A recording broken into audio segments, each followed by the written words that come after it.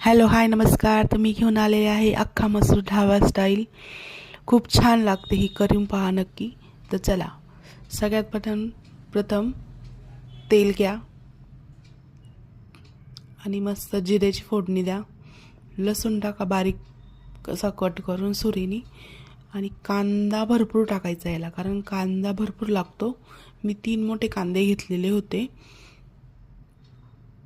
कढीपत्ता टाकायचा आहे, टमाटर टाकायचं आहे. टमाटर तुम्ही स्किपही करू शकता, पण मला ह्या भाजीमध्ये टमाटर खूप आवडतं.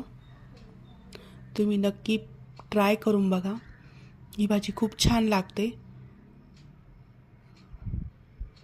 आणि आपण आता लाल बेडगी मिरची, हळद आणि गरम मसाला आणि थोडंसं धना पावडर टाकूया.